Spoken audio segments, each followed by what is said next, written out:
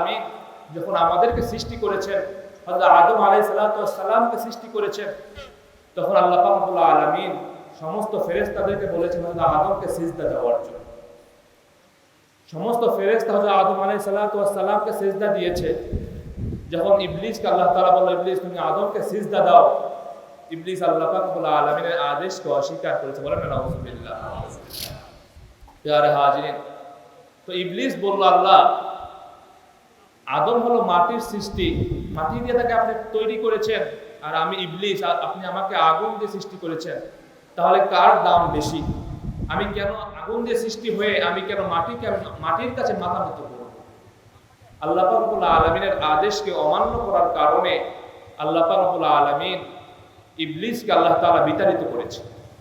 তো তখন ইবলিস আল্লাহ পাক রব্বুল আলামিনের সামনে একটা চ্যালেঞ্জ দিয়েছে যে আল্লাহ, যেহেতু আপনি আমাকে আপনার এই আদম সন্তানদের কারণে আপনি আমাকে বিতাড়িত করেছেন, তো এই বান্দাদেরকে আপনি দুনিয়াতে পাঠাবেন, পাঠালে তাদেরকে আমি এমন ভাবে ওয়াসওয়াসা দিব, তাদেরকে আমি খারাপ পথে নিয়ে যাব, তাদেরকে আমি আপনার অবাধ্য করব। আল্লাহ পাক রব্বুল আলামিন বললেন, তুমি যাদেরকে যতই অবাধ্য করো না কেন, যদি ওই বান্দা আমার কাছে মাফ চায়, তওবা করে, ইস্তেগফার করে, আমি আল্লাহ তাদেরকে আমি মাফ করে দেব। বলেন সুবহানাল্লাহ।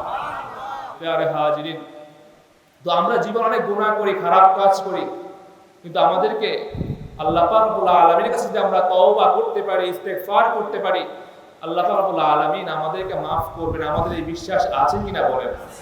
প্রিয় হাজিরিন, কারণ আল্লাহ পাক রব্বুল আলামিন তার বান্দাদেরকে প্রত্যেক দৈনিক আল্লাহ তাআলা সকাল সন্ধ্যা বান্দাকে আল্লাহ তাআলা ডাকেন, আসো কে আছো, আসো আমার কাছে মাফ চাও, তওবা করো, ইস্তেগফার করো, আমি আল্লাহ তোমাকে ক্ষমা করে দেব, মাফ করে দেব। বলেন না সুবহানাল্লাহ। প্রিয় হাজিরিন, আল্লাহ পাক রব্বুল আলামিন বলেন, ইয়া আইয়ুহাল্লাযীনা আমানু তুবু ইলাল্লাহি তাওবাতান নাসুহা। আল্লাহ তাআলা তার বান্দাদের নির্দেশ করেছে, বান্দা তোমরা তওবা করো, এবং সেই তওবাটা কি মনে করতে হবে? খাঁটি মনে করতে হবে। প্রিয় হাজিরিন, রাসূল পাক সাল্লাল্লাহু আলাইহি ওয়াসাল্লাম নবীগণ তারা কি কখনো কোনো গুনাহ করেছে বলেন? কিন্তু তারপর রাসূল পাক সাল্লাল্লাহু আলাইহি ওয়াসাল্লাম তিনি প্রত্যেক দৈনিক কমপক্ষে 70 বার থেকে 100 বার তিনি ইস্তেগফার করতেন, তওবা করতেন। তার উদ্দেশ্য হলো তার উম্মতদেরকে তালিম দেওয়ার জন্য। কি বলেন, ঠিক কিনা? প্রিয় হাজিরিন, পূর্বকার জামানায় এক ব্যক্তি তার মরুভূমিতে উট চালাচ্ছিল। হঠাৎ করে ওই ব্যক্তির উটটি হারিয়ে গিয়েছে। ওই ব্যক্তি উটকে খুঁজতে খুঁজতে সে হন্য হয়ে সে তন্দ্রার মতো পড়েছে। হঠাৎ করে সে ঘুম থেকে উঠে দেখে তার সম্মুখে তার উটটি বসে আছে।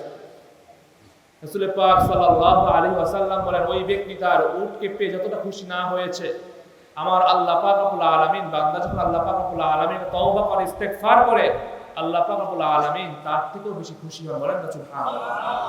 প্রিয় হাজিরিন, তো আমাদেরকে বেশি ইস্তেগফার করতে হবে, তওবা করতে হবে। পূর্বকার জামানায় এক ব্যক্তি তিনি 99টি মানুষকে খুন করে, হত্যা করে, সে তার মনে একটি অনুশোচনা আসলো যে আমি এত মানুষকে হত্যা করেছি, খুন করেছি, দেখি আমি কোন জায়গায় যে আমি সঠিক সন্ধান পাই কিনা। তো ওই ব্যক্তি খুঁজতে খুঁজতে তিনি খোঁজ করতে লাগলেন যে কোন ব্যক্তির কাছে গেলে আমি সঠিক পথ পেতে পারি। যখন ওই ব্যক্তি খুঁজতে লাগলেন, তাকে এক ব্যক্তি পরামর্শ দিলেন, যাও অমুক জায়গায় অমুক পাদ্রী আছে, তার কাছে যে তুমি পরামর্শ নাও। যখন ওই পাদ্রীর কাছে ওই ব্যক্তি গেলেন, যে বললেন, আমি তো এরকম 99টি মানুষকে হত্যা করেছি, খুন করেছি, আমার কি কোনো মাফ আছে? আল্লাহ পাক রব্বুল আলামিন কি আমাকে মাফ করবেন? আমি তো গুনাহ করে ফেলেছি। ওই পাদ্রী বলল, তোমার কোনো মাফ নেই। সঙ্গে সঙ্গে ওই ব্যক্তি ওই পাদ্রীকেও হত্যা করে ফেলেছে। তো ওই ব্যক্তি প্রায় 100 লোককে সে হত্যা করলো। হত্যা করে সে আবার খুঁজতে লাগলো কে আছে যে আমি আল্লাহ পাক রব্বুল আলামিনের মাফ পেতে পারি কিনা, তার সন্তোষ লাভ করতে পারি কিনা। ওই ব্যক্তি ওই চিন্তা করে আবার খুঁজতে লাগলো। খুঁজতে খুঁজতে আরেক ব্যক্তির খোঁজ পেয়ে গেল, একজন দরবেশ ব্যক্তির খোঁজ পেয়ে গেল। তার কাছে যে জিজ্ঞাসা করল, হুজুর আমি তো এরকম 99টি মানুষকে হত্যা করেছি, খুন করেছি, তো আমি তো অনেক বড় গুনাহ করে ফেলেছি, হয়তো আমার কোনো ক্ষমা হবে না, কোনো পথ কি আছে যে আমি মাফ পেতে পারি? তখন ওই ব্যক্তি বলে, অবশ্যই তুমি আল্লাহ পাক রব্বুল আলামিন তওবা করে ইস্তেগফার করো, আল্লাহ পাক রব্বুল আলামিন তোমাকে মাফ করে দিবেন। সেজন্য তোমার যেই কাজটি করতে হবে, এখন তুমি যেইখানে আছো সেখান থেকে একটি জায়গার নাম বললো, তুমি সেইখানে সেদিকে পাড়ি জমাও, আল্লাহ পাক রব্বুল আলামিনের নিকট তুমি সামনে অগ্রসর। ওই ব্যক্তি হাঁটতে হাঁটতে যখন ওই গন্তব্য স্থানের মধ্যবর্তী স্থানে গেল, মালাকুল মউত এসে তার জানকে কবজ করে নিল। তো সেখানে দুই কিরামান কাতিবিন, দুই ফেরেশতা আসলো, নেকের ফেরেশতা এবং বদের ফেরেশতা এসে তাকে টানাটানি করতে লাগলো, কেউ তাকে জান্নাতে নেবে, কেউ তাকে জাহান্নামে নেবে। প্রিয় হাজিরিন, তো আল্লাহ পাক রব্বুল আলামিন তাদের নিকট একজন ফেরেশতাকে পাঠালেন, মানব আকৃতিতে আল্লাহ তাআলা তাকে পাঠিয়েছেন। পাঠানোর পরে বললেন, তোমরা তাকে কি হয়েছে, তা টানাটানি করছো কেন? বদ ফেরেশতা বলল, ওই ব্যক্তি অনেক গুনাহ করেছে, তাকে আমরা জাহান্নামে নিতে যাচ্ছি।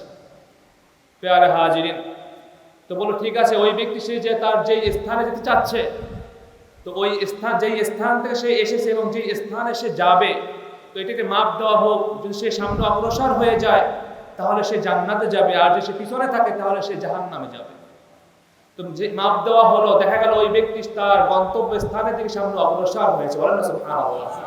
প্রিয় হাজির, তো আমাদেরকে খালেস নিয়াতে, ইখলাসের ভিত্তিতে আল্লাহ পাক রব্বুল আলামিনের কাছে তওবা করতে হবে, ইস্তেগফার করতে হবে। কি বলেন, ঠিক কিনা? আর আমরা জীবনে যেই কাজটি করব, প্রত্যেকটি কাজ আল্লাহ পাক রব্বুল আলামিনের সন্তুষ্টির জন্য হতে হবে। তওবা করি, ইস্তেগফার করি, জিকির করি, দুরূদ পড়ি, নামাজ পড়ি, রোজা রাখি, হজ করি, যাকাত দেই, যেই কাজটি করি না কেন, প্রত্যেকটি কাজ আমরা কার জন্য করব? একমাত্র আল্লাহ পাক রব্বুল আলামিনের জন্য করব। লিল্লাহি রাব্বিল আলামিন, আমরা আল্লাহ পাক রব্বুল আলামিনের সন্তুষ্টির জন্য করব। কি বলেন, ঠিক কিনা?